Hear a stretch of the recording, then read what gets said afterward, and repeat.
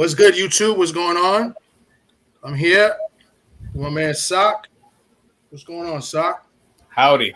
What's going on? Because we got two country boys in the ring. I got to talk, got to keep it on code. Two country boys. Spence and Crawford, sir. Oh, sorry. My apologies.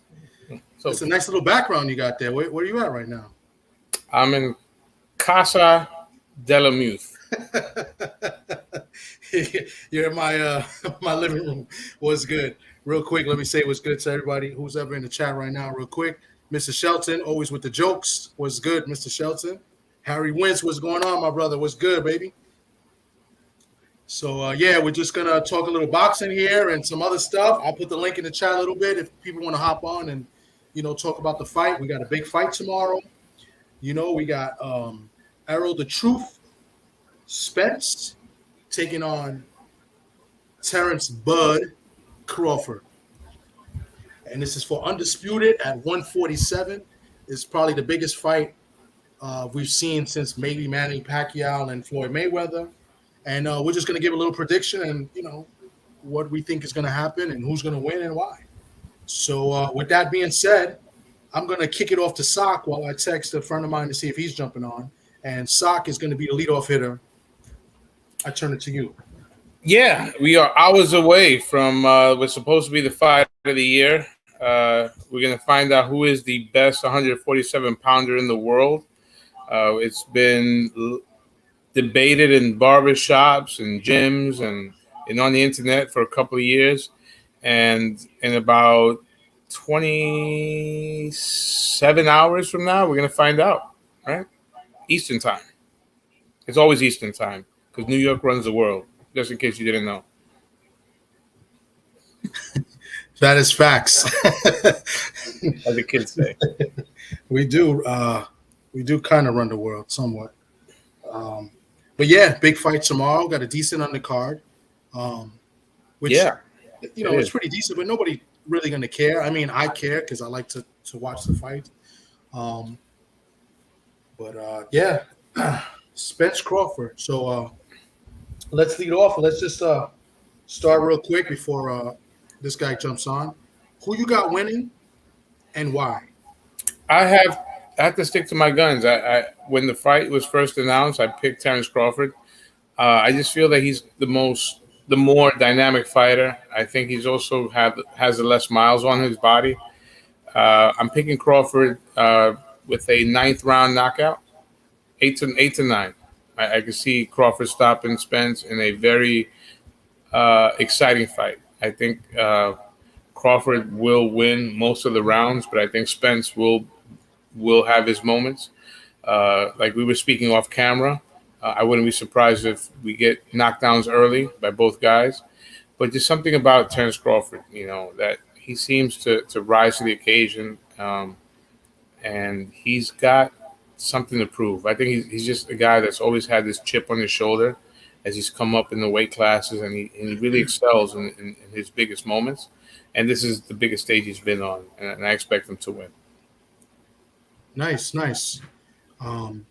But just to to lead into what I'm about to say, and to cap off what you were saying, I think Terence, not only Terence has something to prove, I think Spence has a chip on his shoulder as well. I mean, these guys, there's always been this big debate on, who delayed the fight, who didn't want to fight who, and who wanted to fight, who more, and why it took so long. And I think both of them have chips on their shoulder. They both accuse, the other, saying it's their fault that, they haven't made the fight. Me personally, I think it has to do with the promotions, Top Rank and PBC, when Bud was with Top Rank, and then Bud kind of did his own thing after that. But yeah, other than that, my prediction in the fight, I think I got Spence. And I for some reason, I don't think this is going to happen, but for some reason, I've been thinking about Jacobs against Quinlan.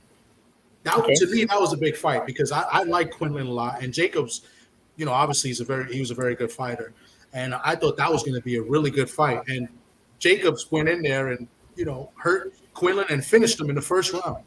So I don't know why that's been in the top of my head the last couple of days. I'm not saying it's gonna happen. Kid Chocolate, Peter Quillin. Yeah, Peter. Yeah, Todd Quinlan from Brooklyn, right? Isn't Quinlan from Brooklyn as well?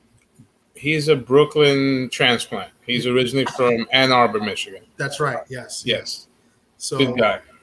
But I thought I've been thinking about that fight for some reason because I expected that fight to be what I'm expecting tomorrow in this fight. You know, and it's funny that Quinlan kind of fell off the face of the earth after that fight too. He has. He's. I guess. I mean, he's inactive, so you assume he's retired. I hope he's doing well. He's made good money though. I tell you, he did. He actually made good money not fighting. he took I think $1 million as a step aside fee, if I'm not mistaken, at one point. You know, so I hope it's not the money you make; it's the money you save and invest. So I hope he's doing well. He's a good guy. I remember him when he first started, you know, in the New York scene. So I wish him well. Yeah. But anyways, that's interesting. I mean, so you wouldn't be shocked if someone gets clipped and they don't recover early. Yeah, I wouldn't be shocked either one. Okay. You know, we've seen Bud in trouble and then bounce back, kind of like Tito get knocked down and he get a pissed off comparison and come up and kill you. Kind of Bud is the same way. We've seen Bud get wobbled by freaking Gamboa, you know, Green Machine. You know, even in his last fight, he took a big right from, you know, Avanesian. So, you know, but he just comes back kind of stronger. So, you know, but I wouldn't be shocked for some reason if first round somebody gets clipped and get finished. And one thing about Bud, you know, by the way, I am picking Spence, but one thing about Bud, if he has you hurt, he's gonna finish you. Yes. You know, that's one thing. But I just think Spence's work rate in the beginning of the fight will lead him to victory if he doesn't get clipped later on in the fight. Because, you know, Bud is a slow starter. He's going to try to, you know, collect his data in the first few rounds and see what's happening. I think Spence needs to come on full speed ahead from the get-go, which he has done. But, I mean, you know, nonstop. And then eventually I think he catches Bud in an exchange and probably stops him. I'm picking Spence in the 6th. Okay. You know, an exchange. And just to make this clear, and I think I've said this before on decisions, when a guy beats a guy, knocks a guy out in like the 6th round, that doesn't mean the other guy's garbage or trash, like it's a domination. You can have a competitive fight all the way through and you could just get clipped. You know what I'm saying? So right. I do see that happening, and I do see a rematch happening as well. Hold on one second. My guy is here. Hold on, let me add him to the stream. It's my guy Judah Ben from the Missouri area. Yeah. What's good, bro? What up, Sock? Good afternoon, sir. How are you? What's the weather in St. Louis? Fucking hot. Okay. Over here, I think it's 90. What we got? I think it's like 92 over here. 92, right? Yeah. 90 on the nose right now. Right now? Yeah. I asked her. I know St. Louis gets crazy hot. Yo, remember when I was talking to you earlier? Yeah. And I was saying it was like 90, 96, 95, 96? Yeah, you said like 96. It was, when I checked it 30 minutes ago, it was 100. Woo! Jesus Cristo. Now it's 97. Oh my God. Wow. Yeah. That's nuts. I can't do it. I can't do exactly. it. I can't. And the humidity it makes it worse. The yes. fucking humidity and in the air here in the Bronx. I don't know how it is in St. Louis, but the air here in the Bronx is terrible. Yeah, you know what I'm saying? Quality, the air quality out here is fucked up too.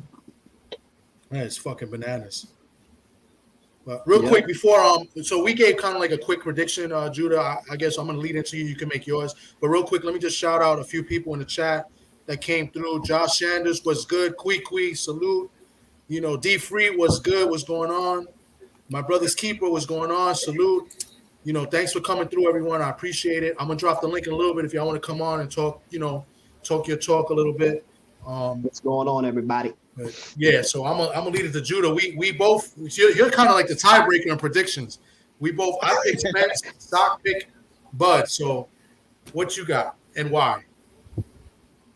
I got Spence, man. I got Mr. Spencer. And why? Tell me why. Man, like from the reason why I got Spence winning is just look at his track record at 147. Look at the opponents he fought at 147. Look at how he beat those top name opponents at 147. He broke them down to a science with 10 fingers. Look at how, remember, and I was just watching some of his highlights the other day. Remember when he fought Leonard Bundu? Yeah. Remember Keith Thurman fought him first, right? Wasn't it Keith Thurman that fought Bundu first, I think? And they went the distance.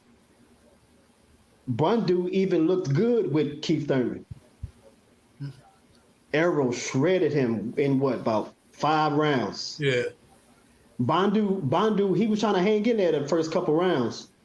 But after that, Errol, he just let it go. And it's just whenever Errol knows he got you hurt, when he sees his opening, it's on go mode from there. It ain't no slowing down. That's his mindset. When he see a zone, he taking it. It kind of remind me of like a Tom Brady. When Tom Brady, remember the Patriots, the 07 Patriots when they had Grunt and all the motherfuckers? When Tom Brady was in the zone, whenever he see his wide receivers open, when he got tunnel vision, and they on go mode, and it ain't no disconnections like the way how Tom Brady connected with every motherfucker on the team, like Wi-Fi. When Errol is ready, when he in that mode, it ain't no stopping him. And it's just, man, like, I mean, I can go on for days, like, just how fundamental and strategic, and he don't brag and boast. That's the main thing. What I like about him is he don't have to brag and boast and showcase to everybody how good of a fighter he is. We already know that. He show you how good of a fighter. He don't talk a lot like how how most fighters do. He show you. And it's just and then just going back, man, to how he dismantled Ugas after Ugas pretty much retired Pacquiao. He beat the shit out of Pacquiao.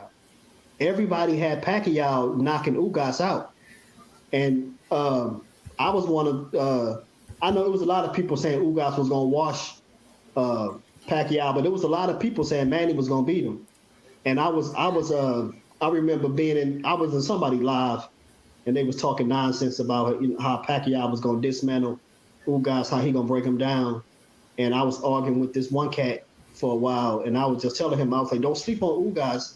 I was like, y'all gotta remember, Ugas, that Cuban background, man, ain't no joke. The main thing Cubans focus on is defense and footwork. All Cuban fighters' defense is phenomenal, and they footwork is superb.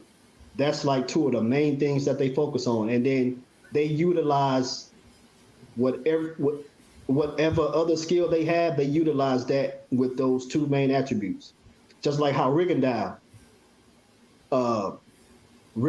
utilized his speed and timing with his footwork and defense. Like it's Well, I think Ugas is more aggressive than Rigondeaux. Rigondeaux is more defensive. Yeah. And see, and that's and going back to what I was saying, that's what I was explaining to the dude I was on the live with. I was like, Ugas ain't he's not nobody to sleep on. And I had Ugas beating Sean Porter when him and Sean Porter fought. Sean Porter looked horrible when he fought Ugas, and mind you, that was after he fought Spence. And yeah, I thought that was a robbery. I thought Ugas beat Porter too. Exactly. Yeah. And mind you, before Porter fought Ugas, remember he fought that dude Sebastian Formella? He looked trashed against him too. And that was post Errol. And that's what I'm saying, man. Errol takes about 5 years out of you after you fight. Did he stop Sean Porter? No. Okay. No, he didn't. But he Who stopped Sean Porter? You're being sarcastic. No, I'm just asking a question because I'm older, so my memory's not as good as it was. But who stopped Sean Porter? I give Bud all So props. you're gonna ignore my question. You're gonna blatantly disrespect. You're gonna come on late. Number one, and number two, you're gonna disrespect my question. Bud stopped him. Yes, Bud stopped him. We all seen it. Okay. But mind you, Kenny Porter threw in the towel premature. Because he loves his son. Technically, Bud didn't stop him. Kenny Porter saved. So let me rephrase the question. Which win was more impressive? Kenny Porter took a pay cut. Who beat Sean Porter more impressively? More impressive? Mm-hmm. You really gonna cap? But Sock, real quick. Real quick. You know that Ugas got a win over Crawford, right? In the amateur. When they used to fight for free, yes, I know. A lot of people have wins over people when they fought for free and lose nothing in the pros. You're off the hook, bro. It's true. Yo, don't.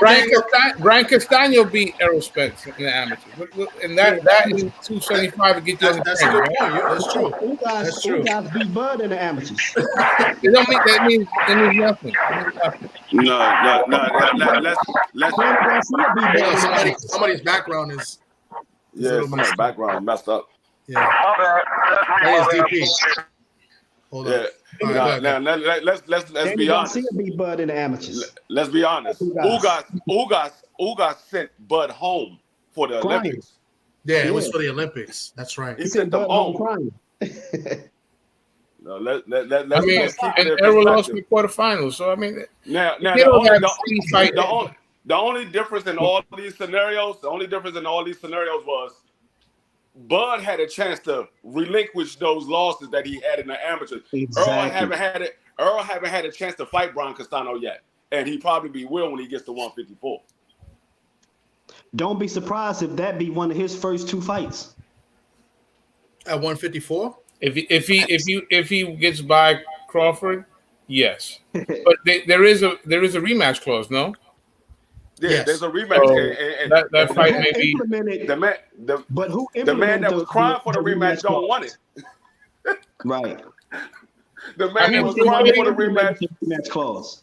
The man that was crying for the rematch said he don't know if he's gonna take it, and he was that was one of his stipulations in order to make the fight was the rematch, and now he's saying he don't know if he's gonna take it. I mean, but going back to my discussion on who beat Porter more impressive. Mm-hmm. Now, don't think I'm trying to be biased.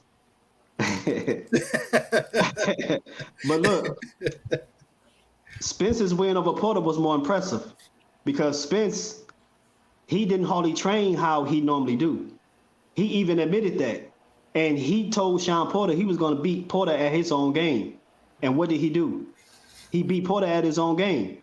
He outworked him and he outpointed him. He outworked him and outpointed him. On top of that, he dropped him late. And on top of that, right. That was impressive. Everybody was saying Spence don't never fight on the back foot. Adrian Brown also dropped Sean Porter late. Yeah. Spence fought on the back foot, side foot, right foot, all foot. Man, look. But it still went to the scorecard. So, that's what I got. It says on paper. When he fought, I wanted to come up here and answer your question. You said who stopped Sean Porter? Right. Kenny Porter stopped Sean Porter. Oh, okay. Exactly. Okay. That's what I said, D Free. When I checked box rec, does it say Dad stop? or what did it say? On box rec? It says Terence knockout TKO, win, right? TKO. It says TKO, maybe. Maybe. TKO question mark. Right. I mean, I guess that's what makes this fight so good because I think you can make a good case for either guy. It doesn't make this fight good. Beating Sean Porter doesn't make this fight good because no. I mean, let's the be fact honest. that we can look at the same fight. I understand y'all want to use Sean Porter as a measuring stick of what Earl did and what Bud did, but Sean Porter is Bud Crawford's friend, and he came out his mouth and said it his own. I wasn't in the same shape I was in when I fought Earl. I was a better fighter when I fought Earl. He said I was already ready to retire when I fought Bud Crawford. So this man has already admitted that when he fought Earl, he was a better version of himself, not when he fought Bud. I guess that was the hardest he ever trained for a fight when he fought Errol too. I mean, you can say that after the fact. I mean, Sean Porter also had a loss going in. You know, he had already lost to Kell Brook. So, I mean, it's whatever, man. Sometimes people say stuff just to spite another person. That's his friend. He don't like Earl. He like Bud. He don't like Earl. We all know that he's a hater of Errol Spence. So for him to say that about Earl and it kind of put a damper on Bud, that's it. I would say it's him telling the truth because we all know that he's a hater of Earl. Okay. Yeah, he's more of him and Bud are friends. At least that's why they didn't want to fight beforehand. They were forced to fight because, you know, he became his mandatory. Because Crawford didn't want to fight Porter before. I mean, we can get into like analyzing common guys and he did this against that, but let's keep it on the 2 stars for tomorrow because I can easily ask, how did a chubby lightweight who doesn't like to fight really he was still boxing because he likes to get paid, and Mikey Garcia go 12 rounds against this killer, this Frankenstein that's going to come out tomorrow? You know, I mean, where has Mikey Garcia been since that fight? Where have you seen Mikey Garcia doesn't like to fight anymore. He didn't like to fight for a long time. Why? Because of Earl. How does he go 12 rounds against Errol Spence? Hold up. Look what it did to him. Mikey Garcia had an exhibition after he fought Spence and lost. Hold on. Why did it take Bud so long to knock out Jose Benavidez who got shot in the leg? Can anybody answer that? It's not like he came out the ER, man. I mean, no, I'm just saying. I mean, so if I'm with somebody no, hold on. This is what I want to say. How did 12 rounds against Danny Garcia? But hold on. Answer my question. You can't answer a question with a question, bro. Answer my question. Why did it take? At the end of the day, he stopped him. Maybe he bet on himself. I don't know. Brother, can you give me the mic right quick? Yeah. Just answer my question. Thank you. What I'm saying is, if you got a dude on one leg and he wounded and he on the ropes all night, why did it take him so long to knock him out with like what? Maybe 11, 15 seconds left in the 12th round? Just answer that. That's all. I'm going back on mute. But I know he stopped him. I've always been more impressed by the fighters that could carry the knockout power after the 9th and 10th round. Because a lot of people are punchers early. And then after the 6th, 7th round, they don't have the same pop. So to me, that's always impressed me about someone that could finish you off in any round. Okay, I mean that sounds good. That sounds good. I know it says that was a nice subtle rebuttal. It sounds it was all right. I guess. Okay. You tried, sir. So I guess you guys carried a lightweight. You guys came in here. Either the fight was quick by PBC as always, or Errol Spence isn't as good as you think. Or maybe Mikey Garcia was pound for pound ranked, number 4 at the time. He fought him. I'm just saying. So we got to make it make sense. If I got a dude that's on one leg and he been shot, I'm gonna beat his ass. I'm just saying. So you're saying that he couldn't stop a guy coming up 2 weight classes? 1 weight class. Let's be honest. Let's keep it real. 1 weight class. That was never his intentions. He said he wasn't trying to knock out Mikey Garcia.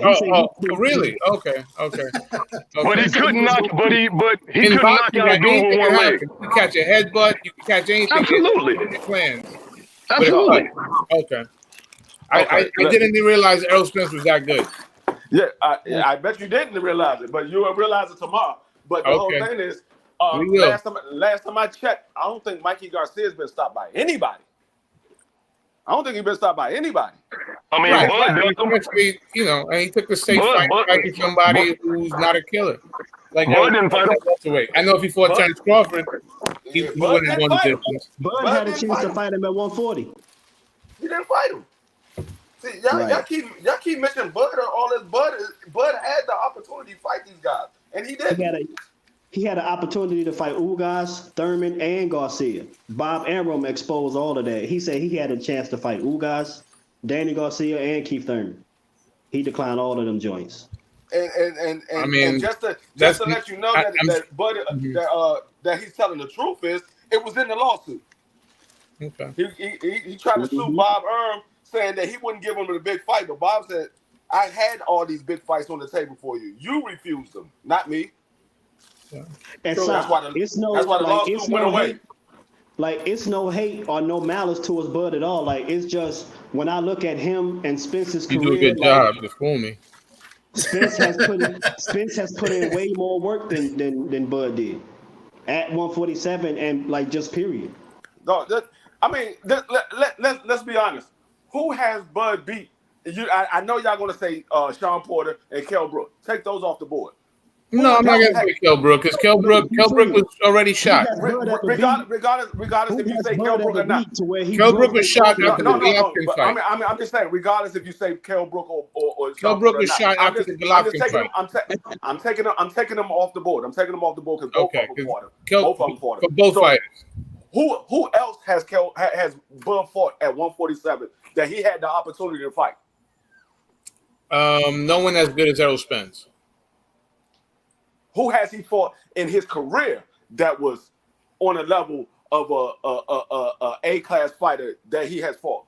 At the time, the Gamboa win was a big win at the time. Gamboa was very physically gifted. He had the HBO hype machine behind him. Yeah. At the time, I mean, the Gamboa, did he live up to expectations? No. But at the time, that was a big win. So you can't discredit that W. Okay, so Gamboa was a big win. Who else? When he unified, when he knocked out the French athlete. Ndango? Was that him? The one he stopped? I think that was the Undisputed fight. That was the Undisputed fight. I know you ain't just say Ndango. I'm just saying. You can. I mean, the way he did it. I mean, you have a guy that's less caliber. You stop him. Exactly. He was less caliber. I said somebody that was on close to being an A-level fighter. If you count, I think at the end of the time, I think Postel was a really good win. The way he beat Postel was undefeated. He had right. I think he was undefeated, but he didn't stop. He was undefeated. Yeah. That was a pay-per-view. I think he was undefeated, but I'm gonna tell you right now. Out of all those fighters outside of Kell Brook and Sean Porter, Victor Postal was his best win. I think not Gamboa, world champions. Not Gamboa. Not Gamboa. Wobbled him. That's what I'm saying. Not Gamboa. Yeah, I think Victor Postal was his best it's a coin flip, to be honest. Career. I think it's a coin flip. I think it's a career. coin flip between Gamboa and Postal. No, you can't give him Gamboa. Because they said Errol Spence fought a Mikey Garcia who moved up 2 weight classes. Oh yeah, no. I understand what you're saying. They both got the same weight. But at 147, I understand what you're saying. I'm saying at 147, Bud hasn't really fought anybody, as up to the competition that Spence. But it's not the same thing because it's not like Gamboa fought Crawford at 47. That's not the same. No, that's just saying he fought him. He fought him when they were both lightweights. Yeah, he didn't fight him at 147. But Bud's fights at 147 haven't been. His best wins were when he was under 140. Like he beat guys like Ray Beltran, who's a very good fighter, Ricky Burns. All those guys are former world title champions and title contenders. Yeah, but my argument, I don't know about them, and I think they're trying to refer to the same thing, is that at 147 he hasn't really fought anybody. He hasn't fought the same. Nobody. Other than Sean Porter. Like I said, other than Sean Porter and Kell Brook, who was on his way out the door. If you want to give him Sean Porter and Kell Brook, but we all both know that them guys was at the end of their career. Kell Brook was shot. But he fought nobody at 147. Yeah. I personally would give him Sean Porter, but I think Kenny robbed us of a finish. Like Kenny took that away from us. Yeah, he did. He should let him fight on because because give you that. because Porter was punching the floor. He was frustrated. To me, he was still in the fight. You know, Right. if the guy's hitting the floor harder than he's hitting his opponent, he's telling me that he still wants to fight. So I think Kenny robbed us of the ending, but Yeah, I give Crawford that fight. You know what I'm saying? Like I think that was a good fight, but I don't think that was the same Sean Porter that Spence fought, in my opinion. So I think Spence fought a better version of Sean Porter. And like I tell people all the time, we don't know what would have been the outcome of that fight. Sean Porter could have got up and came back and won that fight. We don't know, because I didn't see things like that happen. I didn't see people get dropped in the fight and get back up and end up winning the fight, end up knocking the guy out or Sean winning on the Porter, scorecard. historically, though, is not that type of puncher. It doesn't matter if he's that type of puncher or not. All it takes is three pounds of pressure. That's all it takes. Yeah. It don't matter if you that fighter or not. I just seen guys that's not nowhere near of a knockout artist and knock guys out that has knockout power. So it doesn't matter how much of a puncher you are. It all depends on where you place that punch and at the right spot. But Porter was hurt, so he's not going to have the same. Whether he was hurt or not, we don't. Like I said, we don't know what. That's hypothetical. I didn't see daggone. I seen plenty of people get hurt. I seen plenty of people come off the canvas and still get up and win the fight, and they didn't knock the guy out. They won on the scorecard, because last time I checked, Sean Porter was winning on the scorecards. So who knows what would have happened? He could have possibly won on the scorecards. Do you think? Do you think that the fact that Errol has been a welterweight longer and having to sacrifice to make that weight, do you think that could be a detriment? No, Okay. absolutely not. Okay. Absolutely not, because the only person that had a problem making the weight was daggone Bud Crawford. He missed weight, not Errol. Okay. I mean, it could be a strategy in terms of he probably might have done a little bit more weight training than he's ever done, knowing that he's fighting a strong fighter. But obviously he make the weight, so it's not like. Or maybe he's not in the gym like y'all claim he is all the time. He's always I don't know. He's always ready. Maybe he's not always ready and in physical shape like y'all claim he is. Because if he was, we all know that he's the smaller guy, naturally the smaller guy. Yeah. I think now we've been. I would say in the last year and a half, we've seen the smaller guys really beat the guys that are bigger, just because the smaller guys are better. I mean, we just saw this week. We saw Inoue beat the piss out of Stephen Fulton, right? Yeah, you're an Anyway, wasn't a smaller I'll let you guy. talk. You got the mic. Hold on, one person. I mean, we've seen Usyk beat up your man from Britain. Help me out. Joshua. So we've seen Tank Davis beat Ryan Garcia. So it doesn't matter who's the smaller guy; it's who's the better guy, right? Yeah, and usually the better big guy.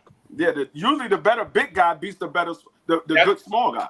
That was always the cliche. Yes, I know that usually that a good big guy beats but there are occasions. I mean, Sugar Ray Leonard, the first time he fought Thomas Hearns, he beat Thomas Hearns, right? Sugar Ray Leonard was the better fighter. Right, but he was the smaller guy. The first time he fought Roberto Duran that night.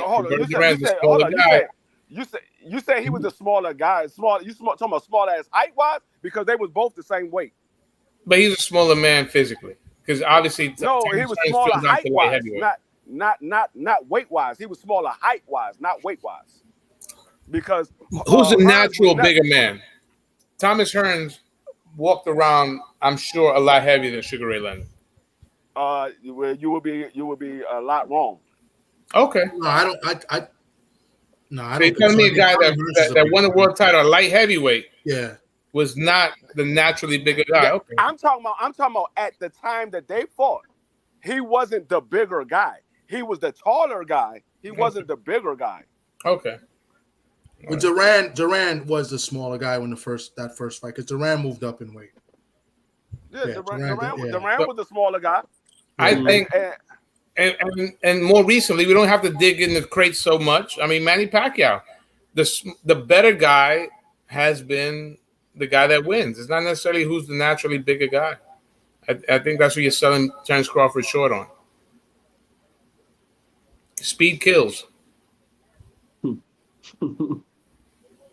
Speed kills.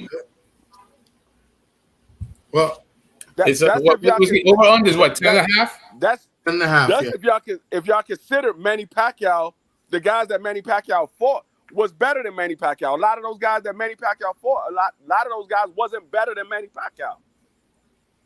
But they were bigger. So, it doesn't matter if they're bigger. We talking about Hall of Famer. If they're on the same. He beat. I could give you 2 Hall of Famers on the top of my head. No, but what I'm talking about when I say the bigger good guy beats the smaller good guy is when they're on the same level as far as boxing skill wise. Not because he was just bigger. Because there's a lot of guys that's just bigger. Because Ryan Garcia is just bigger, but he's not on the same level as Tank Davis. He's just bigger. Right, absolutely not. And we saw that happen. Yeah, so I'm talking about. So do you think Errol Spence is just big, is just better than Terence Crawford? Yes. Okay. What round are you picking Errol Spence? I got Errol Spence. I don't think Errol Spence going to stop Bud Crawford. I think Bomac is going to stop the fight. I think Bomac is going to throw the towel in because he's going to see his man getting beat up. He's going to see Bud Crawford mother sitting there with tears in her eyes, and he's going to throw the towel in. That's interesting. Okay. Yes, sir. Yo, imagine you watching the fight. It's like round 10, and Bud looking the same way Ugas was looking. With that big mouse over that, I mean, it could happen. I mean, that's why scary. It's gonna be scary. It's gonna be a sad night. Okay. I mean, do you think that someone like, just going off a track record? So, and I hate to do hypotheticals, but track record. I saw Emmanuel Larte, okay, a fellow Bronxite like me and Tom, Emmanuel Larte, buzz Errol Spence. He buzzed him. We've seen Ugas buzz Errol Spence. And for some reason, he stopped punching. I guess it was off the script. I don't know. Because Errol Spence wasn't buzzed. It's because Errol Spence wasn't buzzed. He wasn't buzzed. He was knocked off balance. The man came out there. He said I wasn't hurt. He said I wasn't hurt. Your man got rocked, and he stopped punching for some reason. Listen what I'm saying. He said I was not hurt. I was at the fight, but I saw what happened up close and personal. But he said I wasn't hurt. I was looking for my 2, and he hit me with 2 shots. It was 2 good shots, but it was 2 shots. And if you paid attention to the fight, what happened was when Errol hit the ropes, he was knocked off balance. He bounced into the ropes. When he came off the ropes, he waved the referee off and went right at Ugas. So if a man is hurt, he's not waving the referee off. He's trying to find somebody to grab onto to hold up. So he wasn't hurt. He wasn't buzzed. He was knocked off balance. He waved the referee off and was like, "Come on." I was there. I watched the fight up close and personal. If he does that tomorrow, he's not going to have a chance to wave anybody off. When have outside of the same problem tomorrow like he had with Ugas. Regardless if he had to say. Yeah, well, I think it's fair. It's a fair statement. Like he can't do that with Crawford. No, but regardless, I hear what y'all saying. Yeah. Outside of David Ebenezer, when has Crawford knocked somebody out cold? I mean, he's got stops on his record. I mean, didn't he stop? I didn't ask about no stops. You're talking about like straight knockout, like wave knockout, off, like cold. Because we never seen Errol Spence hit the canvas. We seen Bud hit the canvas. Exactly. Yo, Free. Well, technically it wasn't called a knockdown. But. When have we seen Bud break somebody's orbital bone, or they fucking they damn orbital bone and fucking rib cage? When has Bud ever beat somebody worse the way Spence beat Lamont Peterson, Ugas, Danny Garcia? He beat Danny Garcia worse than anybody has ever fought him. Danny Garcia said he never took a beating the way he took from Errol Spence. And that was Errol Spence coming off the car crash injury. Yeah, because Danny's a safe fight. Danny Danny's about real estate and getting paid. Danny's not about winning anymore. That's not what Danny said. That's not fair though. Y'all said you said Danny's about real estate and he's not paid. about fighting. He just went up to 154 and won, and now he's about to fight for a title at 154 or 160. I don't know if they're fighting at 154 or 160, but he's about to fight for Lara's title. So you can Danny say is a really, you know, you can say he ain't come to fight. That man, only person I can say that actually did something after he lost to. When's the last time Danny Garcia had a win? The only person that actually did something after they lost to Errol Spence is Danny Garcia. Everybody else, they haven't done anything since they lost to Errol. But that's a good point. I didn't even think about that. That's a very good point. The Spence fought Garcia went on a depression binge for about a year and a half. Yeah, but at least he's 1-0, right? He's only had one fight after that, right? So he's 1-0. Danny, yeah. He came back. He won. He outboxed Benavidez. Yeah, he outboxed. We were there. Better than Bud did. He outboxed him. And Danny is not a boxer. He's a counterpuncher. But he outboxed him. Exactly. He stopped Benavidez, right? No. Danny didn't stop him. I know he did it. I know he did. I didn't say he stopped him. I said he outboxed him. You got to listen to the words. I said he outboxed him better than Bud did. And Danny is not a boxer. He's a counterpuncher. He's not a boxer. There's a difference. Bud is known, quote unquote, for his athleticism and boxing ability. Even though we haven't seen that at 147, but everybody keeps saying he's going to box around Errol Spence, but I haven't seen that since he's been at 147. I'm still waiting to find the footage on that. I mean, I like the point you made though. Like I didn't even think about that. I mean, Crawford. I mean, Thurman too, but Thurman went on a hiatus. So after Thurman fought Danny, Thurman won. Thurman fought once right after that. No. After that. But Thurman never fought Errol. I'm saying whoever fought. Yeah, whenever somebody fought Errol Spence, what have they done since? Danny is the only person that done Danny's the only one that got a win. Exactly. Yeah. Danny. I mean, you can count Sean Porter. I'm really trying to think hard and trying to pull something, but I can't. Even Mikey Garcia lost to Sandor Martin after. I mean, right. You can do the same thing about Terence Crawford. What? I mean, who was Gamboa the same fighter? Was Postel the same fighter? I mean, you can say that about a lot of guys. I mean, I don't think Spence is ruining people. Like he's not, No. like Trinidad. He ruined guys like David Reed. He's not doing stuff like that. No, you cannot say the same thing about about Bud Crawford, because those guys that Bud Crawford fight outside of Ndongo, those guys still had a winning career. They still went on to win. They didn't stop fighting. They didn't go through depression. They didn't sit off for 2 years. Well, Jeff Horn, Ricky Burns, those guys, they've gone on. Who the fuck is Jeff Horn? Pay-per-views. No, who the fuck is Jeff Horn? He's a world champion. Jeff Horn did not win that title. Algieri. Jeff Horn did not win that title. He's as good as Chris Algieri. No, he's not.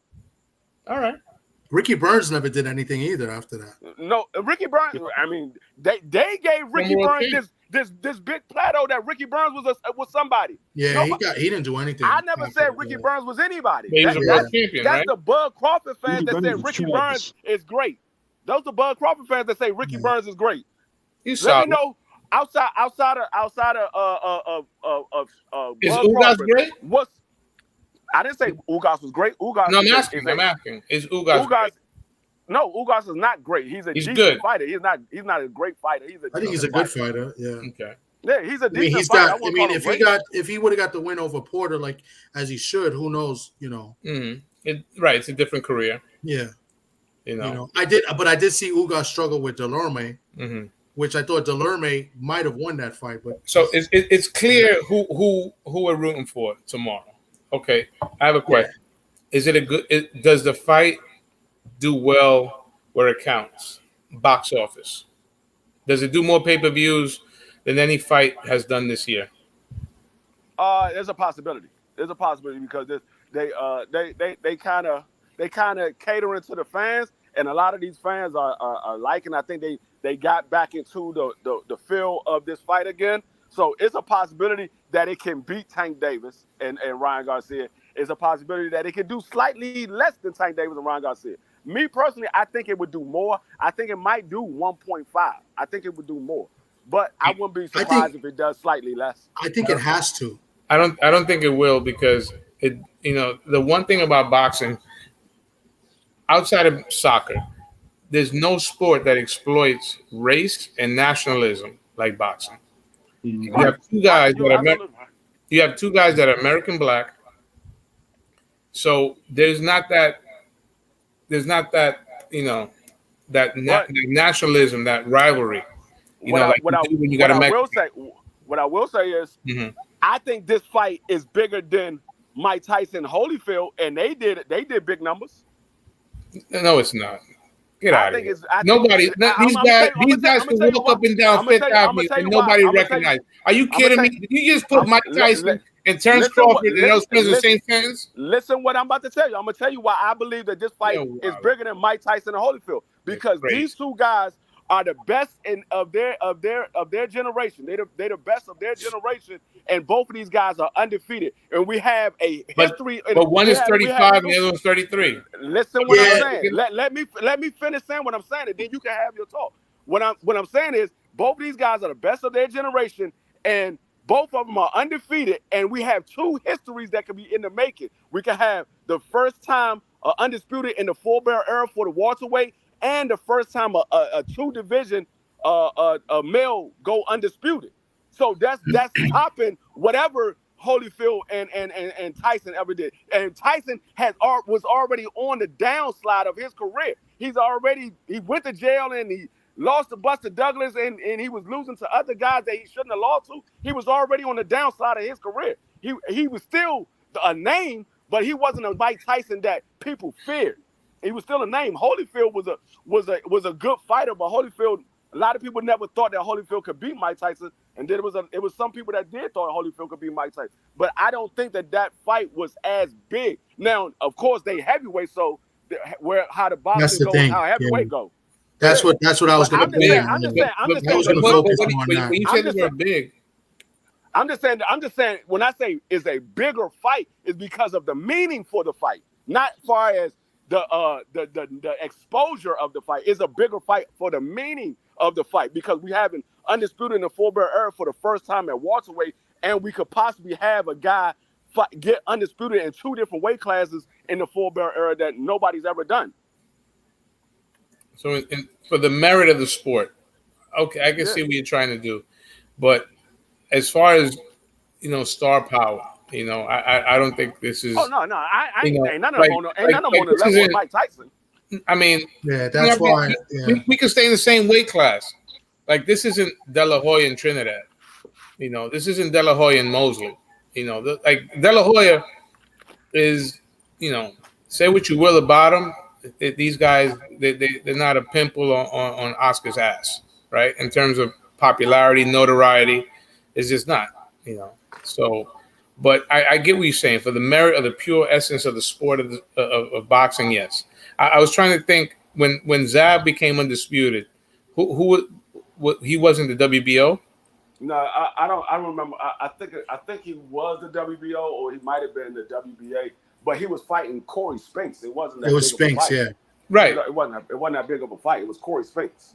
Right, but look, Corey beat Margarito, and beat Mayorga, and Mayorga had ran through Vernon, and before that, Six Heads Lewis. So he, Yeah, I mean, it probably could have been better if they would have built it up more. But it was like, soon as Corey Spence got those titles, he fought Zab Judah. So there wasn't no build up to the fight. Like Errol Spence and Bud Crawford got 5 years of history of Bud Crawford going at Errol Spence, and Errol Spence fans going at Bud Crawford and his fans. Like, because Errol never really went at Bud, but it was Bud and his team going at Errol Spence, and Errol Spence fans and his team that he had was going at Bud and his fans. So I don't think it's going to do the same pay-per-view numbers. I think it's more so because of Crawford. I don't think Crawford has a bigger following just because of where he's from. I think Spence has a much bigger following than Crawford. I mean, if the market area where they were from was better, then yeah, I think it does better. It's gonna be close, but I guess they need to do better than Tank and Garcia, because obviously that was the big fight of the year. That's the standard. Yeah, right. I don't think they need to do better pay-per-view numbers. I know their gate is going to be better. I don't think they need it. I don't think the tickets overpriced. That's why there's so many left. I disagree, D, because this is a more meaningful fight than Tank and Garcia. It was a fight we wanted to see, but this is more meaningful. I'm gonna tell you. Yeah, it's gonna hurt Bud more for not being bigger than Tank and Ryan, because they could have possibly been that mega fight that everybody was waiting to see, and a lot of that steam might have died down from a lot of people because Bud walked away from the fight, and so a lot of people was turned off by that. So it could possibly not do as big as Tank and Ryan because of that. But I still don't think it has to be that big because, like I said, Tank is a pay-per-view star. Bud is not a pay-per-view star. So Tank already was selling out stadiums, and he was already doing 230, 300, 250, 230. Well, they were smart. I mean, say what you will, Mayweather, they put him in the right spot to succeed. You put him in Atlanta, you put him in Baltimore, places that he's going to do well. And Tank has more. I don't know what's the word, like street swag, and I think that resonates more. These are two country bumpkins, Terence Crawford and Errol Spence, right? Let's face it. Yeah. And I think that has something to do with it. And of course, Ryan Garcia has a huge fan base. He's not really great, but he's got a big fan base. That's what I'm saying. I mean, like, Errol Spence is a pay-per-view star. Errol Spence did 300 pay-per-view. He did 250,000 pay-per-view. He didn't, like I said, he did 300,000 pay-per-views multiple times. He did against Mikey Garcia. That was probably his biggest one, right? No, that wasn't. Which one was it? Was it the fight? I think it was. I can't remember exactly which one it was. I can't remember exactly which one. I think it was Garcia. It might have been Garcia. It had to be Mikey Garcia. Because the other fights, I don't think were pay-per-view.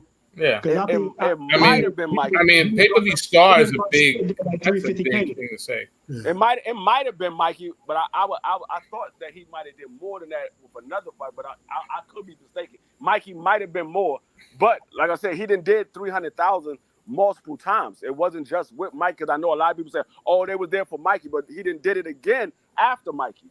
I think he did it again with Sean Porter. He did. I think, Sean Porter. He did 325,000 pay-per-views and sold out. And I mean, I don't know if they sold out or not, but they sold 17,000 in L.A. Wasn't that in Barclays? No, that wasn't at Barclays. That was in L.A. Yeah, that was in L.A. Okay. The one that he fought in Barclays was, I don't think he fought nobody in Barclays as far as pay-per-view. Was it Danny? Danny in the Barclays. Danny was in It was in Dallas. Danny was in Dallas. That was during the pandemic. So what about Lamont Peterson? Was in the Barclays. Lamont Peterson. He fought Lamont Peterson in Brooklyn. Yeah, but that wasn't pay-per-view. That wasn't pay-per-view. Yeah. Danny was at. That was Lamont Peterson. They got stopped by. He had already been stopped by the Argentinian. And Algeria might have been in Brooklyn too.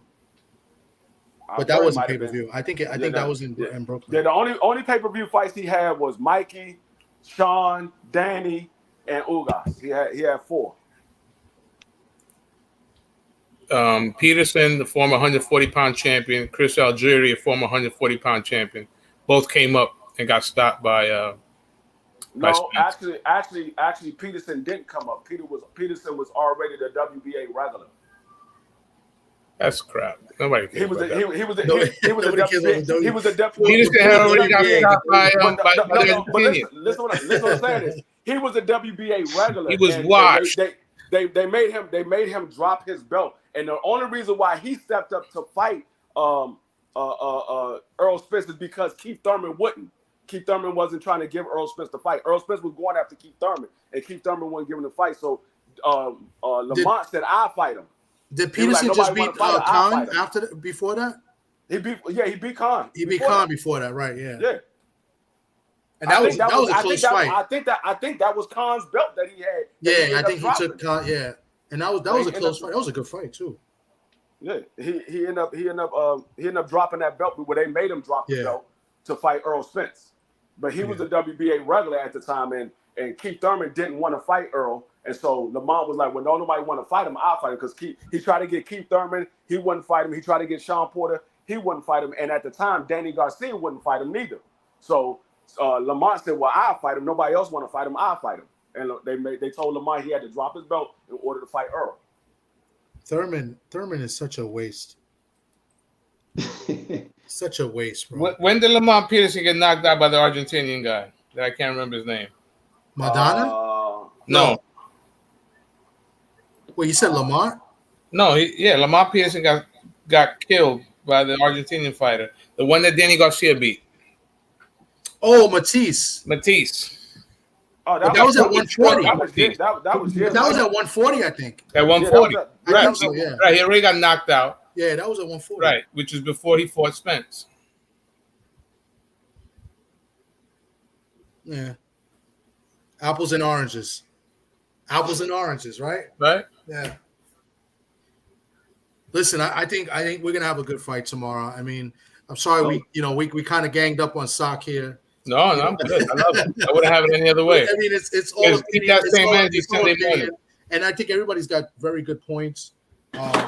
But obviously, the main point is, in my opinion, what I see here and what I've been saying is that Spence has fought at 147 the better competition in comparison to Crawford, and it's kind of like who you fought to prepare you for a big fight like this, and that's why and that's another reason why I'm picking Spence to win. But I truly believe that it's a 50-50 fight. I truly feel that both guys can win this fight. I'm not heavily favoring one and the other because Bud is a dog, and Bud is a very good fighter. But his dog may get him in trouble, and that's why I kind of think he will lose. But hey, that's why we see the fight tomorrow, and we see what happens. How do y'all see Bud winning outside of a knockout? Do y'all see him winning on the scorecards? I personally, I don't see it. Now, it's safe to say that Errol Spence is the house fighter, right? Oh yeah. I mean, you can say he's the house fighter or whatever. That has nothing to do with that. So he's the better boxer. He's going to outbox Terence Crawford. I think he's going to impose his style and will on Terence Crawford. I don't think he's necessarily going to outbox him. I think he's going to impose his style and will. But Bud gives rounds away early. Like he doesn't. He's not a quick starter. He's a slow starter. He could be down 3-0. I knew where you was going when you said he's the house fighter because you think the judges is in his favor. But that has nothing to do with it. He don't want to start late. Yeah, he can't. Right.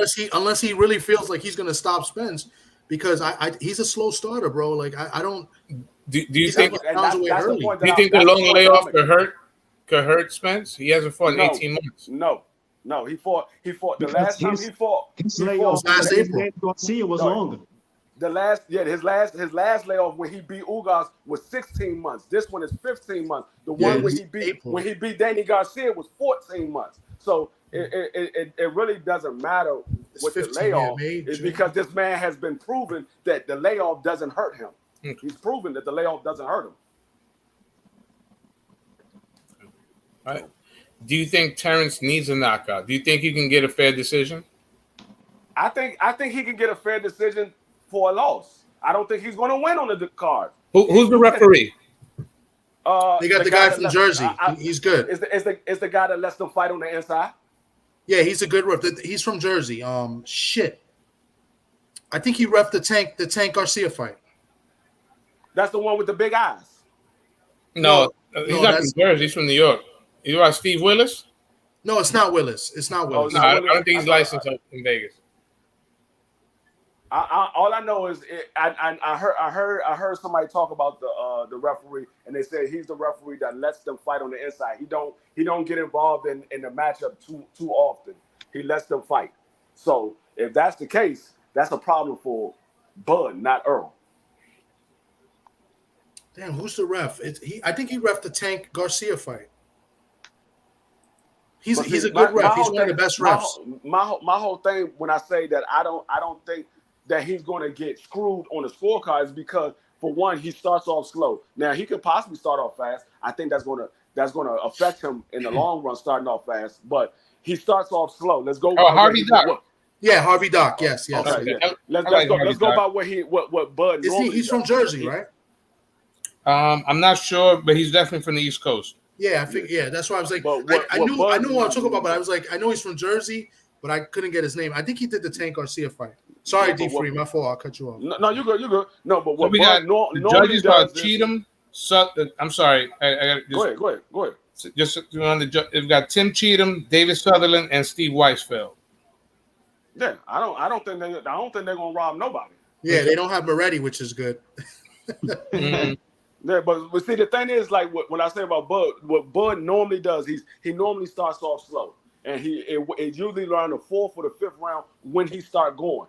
Now, if he's down on the scorecards 3 or 4 rounds, you're not going to beat Errol Spence consecutively rounds. You might win around here, win around there, win around here, win around there. You're not going to beat him 4 consecutive rounds to catch back up. So I don't think that he's going to be able to win on the scorecard because of his work rate and his history of how he starts off. Now, he can start off fast, but I think that might cause him to be slower and left for the kill in the later rounds. Do you think this is the best fighter Errol Spence has faced? It remains to be seen. He has on paper he has the skills to be the best fighter that Errol faced, but we don't know how that's going to translate in the ring. Now it could very well be that he's not the best fighter that Errol faced. It could be Kell Brook when he fought Kell Brook. Kell Brook got knocked out by Golovkin before that. Regardless, when he fought Kell Brook was still on the top of the welterweight division. He was still on top of the welterweight. He was undefeated at welterweight. He was the number 1 welterweight fighter at the time. So if I sell you a car that was in a car accident, right, and I go to the body shop, okay, I go to my man Don P on Zariga. Don P. And he gets it touched up. Indian cat, good guy. He's an alcoholic, but that's a different story. Guyanese. He's not. I don't think he's the same shit. That's Don Raj. Shout out to my man Don Raj. So if I sell you a Benz, okay, it's got low mileage, but it was wrecked. Mm-hmm. You gonna buy it from me? No, because a Benz and Errol Spence are 2 different things. Because a Benz don't. Kell Brook was 750. Listen what I'm saying. Mm-hmm. A Benz doesn't heal itself. It needs somebody to fix it. Now, when Kell Brook got his over the bone broken, it was the right one. Errol Spence broke the left one, so it wasn't affecting him when he was fighting. And a lot of people saying he was winning that fight until Errol Spence came on in the 7th round and started putting the pressure on Kell Brook. So that's a bad analogy. I disagree. I don't think Kell Brook was the same after the Golovkin fight. But you can say what you. He was in that fight though. He fought him well. I remember. I mean, I haven't seen the fight in a while, but I remember Brook was in that fight. Early. Spence I got to roll, Thomas. I'm gonna catch you a little bit later. I got to roll. All right, bro. Great chopping it up. Enjoy the fight. All right. Yo, we're gonna do the same energy Sunday morning. We're gonna do the football, and we're gonna bring another Washington fan with you. Our man Gio, he knows Gio as well. Who's a Redskin fan? Oh man. Oh, D3. Now you're talking. He's a. Man. He ain't even got a team name. By the way, Sock is a Raider fan, so you know. Oh my God! I know he's not talking. Oh my God! That horrible ass team. We are. Y'all ain't been good since John Madden. He said, we are. Y'all was good. I take that back. Y'all had John Madden. Y'all had John Gruden. That was the last time. The 2 Johns since then. Y'all ain't been good since then. We suck. What you want me to say? But you guys suck too. No, we don't. No, we don't. Y'all winning 10 games? We actually been to the playoffs. We actually won our division in recent history. Y'all haven't. We won our division 2 years ago. They won the division with a losing record a couple years ago. 2 years ago, we won it. 2 years ago, remember they played Tampa Bay in the playoffs. At 8-9, we won it, and the year before, and the time before that, we won it. I think we was 10-6 when we won it with Kirk Cousins. Don't make me bring Gio. I'll bring Gio to this shit. He's a Commander fan too. Who's your quarterback? Right now, it's Sam Howell. That shit stuck with that bum Heineke. I like Heineke. Heineke is on your team. Heineke's on your team. He's on your team. He works hard. No, he's not in the Raiders. We're gonna break. Sock is gonna be on. It's gonna be great. I'll tell you, I got a few guys that talk shit in football. That's all we do is talk shit. And everybody in our chat is somebody a fan of the NFC. That's the Eagles division. So we have a Cowboy, a Commanders, Eagles, and Giants in there. So they always go at it. We just watch and just instigate and shit. That's about So I'm gonna get up with you. We're gonna do that on Wednesday. So Wednesday. All right. Safe travels, sir. All right. Make sure you go to church on Sunday. I will, because I gotta pray that Bud Crawford can make it out of the hospital after that beat on Saturday. So I would definitely be at church on Sunday. All right. All right, bro. Judah, what's good, Judah? You've been quiet. I just been letting y'all have y'all talk about the football. Who's your team? You a Chiefs fan? Hell no. Oh, thank God. Hell no. They did y'all dirty. When I used to watch it, the Patriots. Oh man, that's worse. That's worse. Holy shit! He was better off with the Chiefs. But I used to fuck with the Arizona Cardinals. I used to like them. You never liked the Rams when they were in St. Louis? I hated the Rams. Okay. I'm shocked. Wow. Nah, but the Rams was cool. Like the Rams was decent. Like they had some dope wide receivers. I used to like Marshall Faulk was nice. I used to fuck with Faulk when he was with Indianapolis. Okay. With him and Manning. Sox boy, that you like Torrey Holt.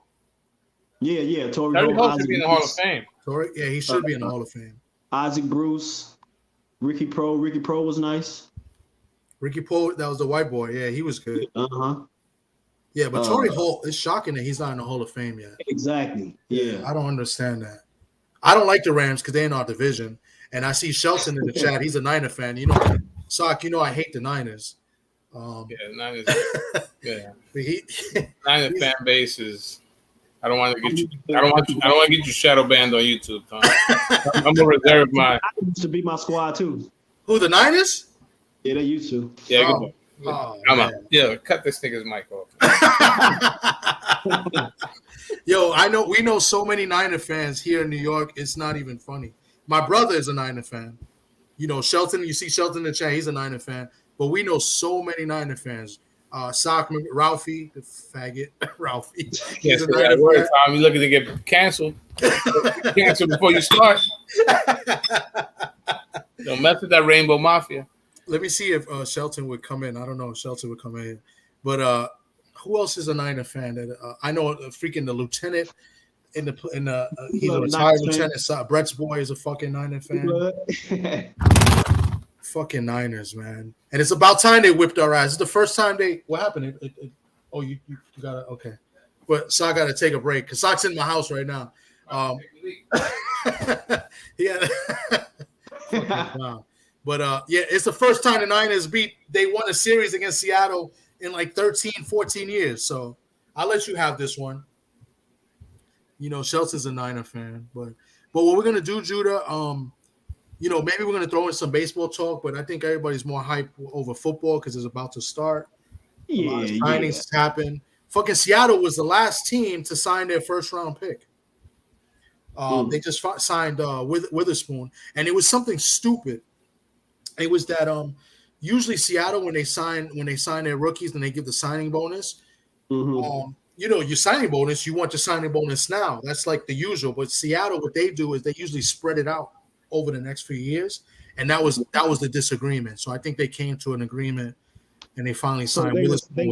They was paying this nigga in increments. Yeah, that's what they do. They spread it out because they feel that's better for the player, I guess. I don't know. But that's what they notoriously known to do, and Witherspoon wasn't having it. So, but he finally, I think, signed today, which is good. He's supposed to be, he's our first round pick. He's supposed to be good. I was shocked at the pick, but I wanted him to get a quarterback, but I guess they're going to go with Geno. So, yeah. But yeah, we're going to do, I know D Free's going to do some football Wednesday because I think this Thursday is the Hall of Fame game, I think the first preseason, usually it's the Hall of Fame game. So I think D Free wants to do a football line.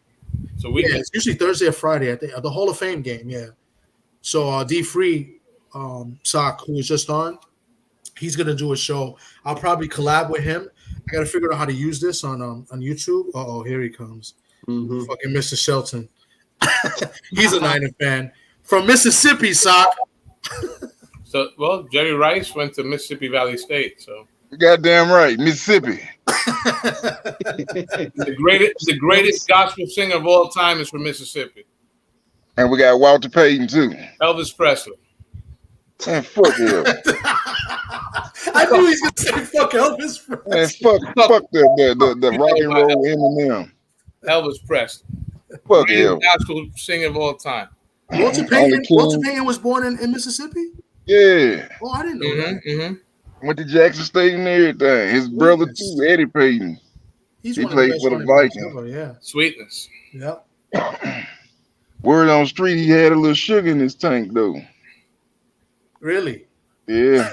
I mean, he died of something that we don't know about. So they're talking about he had liver cancer, but then they said they found a liver that matches that could take in another country, and he didn't take the liver. Gee, I wonder why. Saying, wow, the monster got him? Yeah, I think so, bro. It might have. And then my pops know some of his people. Say back in his college days, he got caught. You know what I'm saying, with some of them boys. Wow. On that Teddy Pendergrass. Yeah, exactly. On that I never knew that. That's crazy.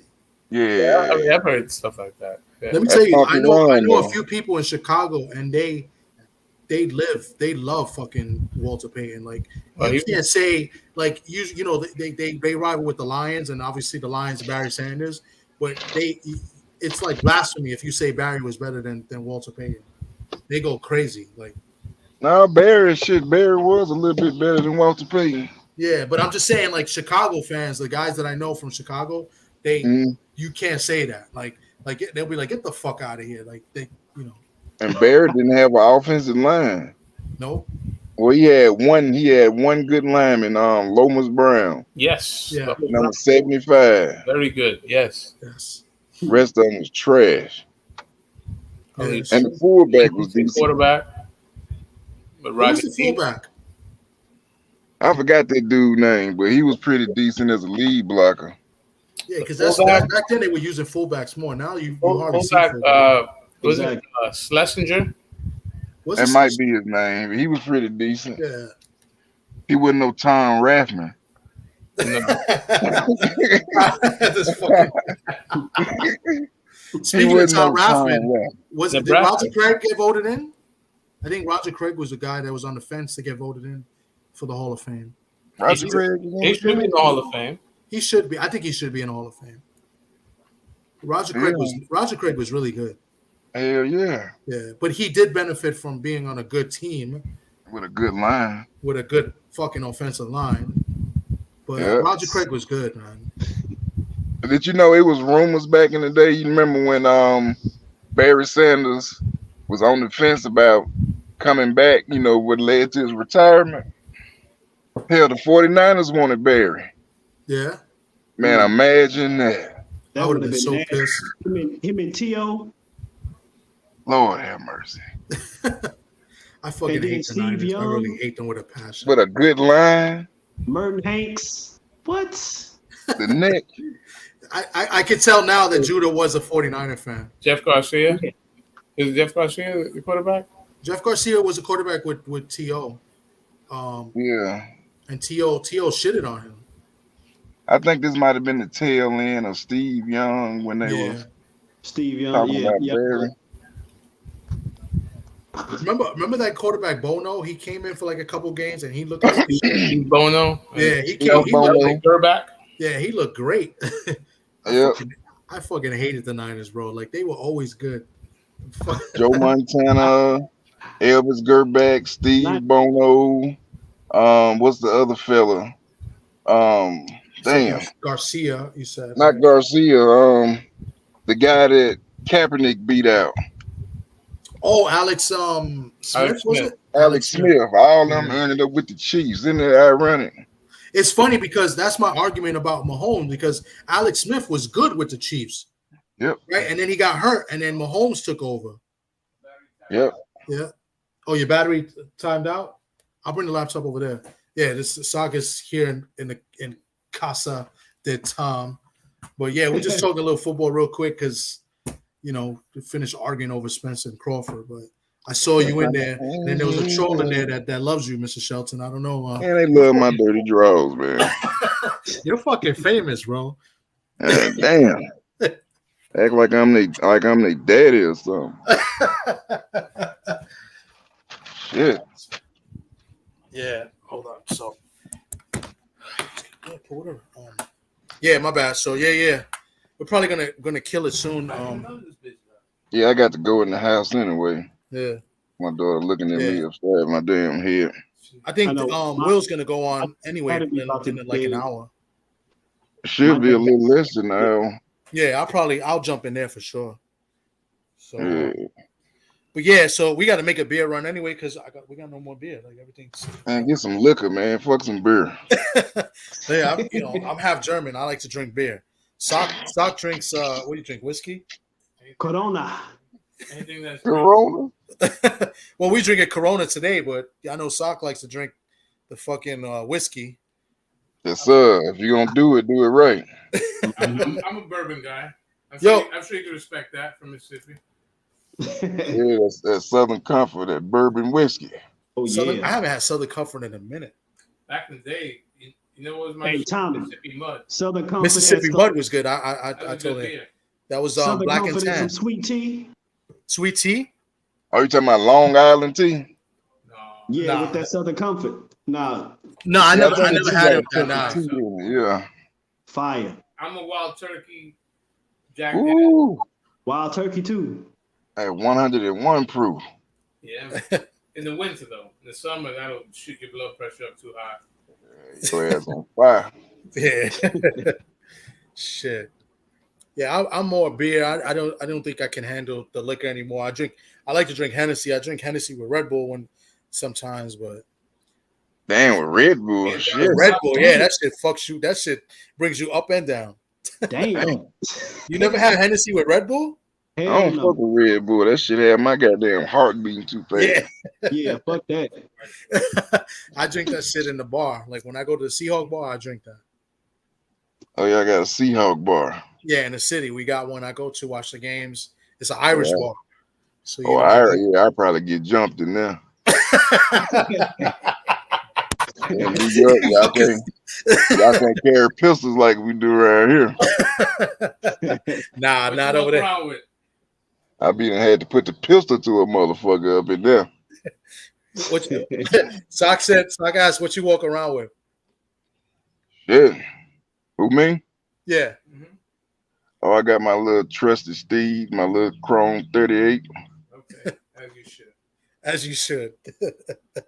That's my trusted Steve. Bust your ass. Yo, Shelton, if I ever make it down to Mississippi to visit, you're gonna make sure I'm good, right? You're not gonna. Yeah, I'm gonna tell you where you don't need to go either. I want to go to Jackson. What about the strip joints over there? I ain't been to no shake joint in so long. Well, I take that back. I went to one last year because my brother decided he want to get married at age 41. I was so uncomfortable. All them little young ass girls in there. Like, goddamn, I'm old enough to be your daddy. I don't give a fuck. We used to go to the strip joints out here. I haven't gone to one since I was dealing the poker games. Man, I went to Sin City once over here. There's a popular one in Sin City here in the Bronx, and then there's one in the city. But back in the day when we were younger, we went to the one in Queens. I've been going to the Shake Joint since I was 16. Sue's Rendezvous. That was a popular one. That's where Big Pun used to go. That was the one in Queens, Tommy? Nah, Sue's was in Mount Vernon. What okay. Mississippi you from? Money earning. Mount Vernon. Yeah. What part of Mississippi you from again, Shelter? Jackson area. Oh, yo, Shelter. They always used to have Tuesday night fights. Shelter. What's up? Yo, my pops, he in Waterford, Mississippi right now. Waterford. Yeah, that's like he don't stay too far from Ole Miss. That's school. in the country. That's up in North Mississippi. Yeah, like he on like he's sitting on mad acres. Like he like 12 miles away from the nearest civilization. Yeah. He out there in Bigfoot country. Yeah, he in the boonies. Yo, Shelter. Yo, Bigfoot's out there. I had went to visit him in 2020. Yeah. Every time I went outside to smoke, I heard a new different sound of animal every night. Oh yeah. Oh yeah. Wow. Y'all Google Taylor, Mississippi. Say that again? I He said was telling me about the Google wild boars. Taylor, Mississippi. Taylor, Mississippi? Okay. Yeah. Wow. That's Bigfoot dog man country out there. Man, yeah.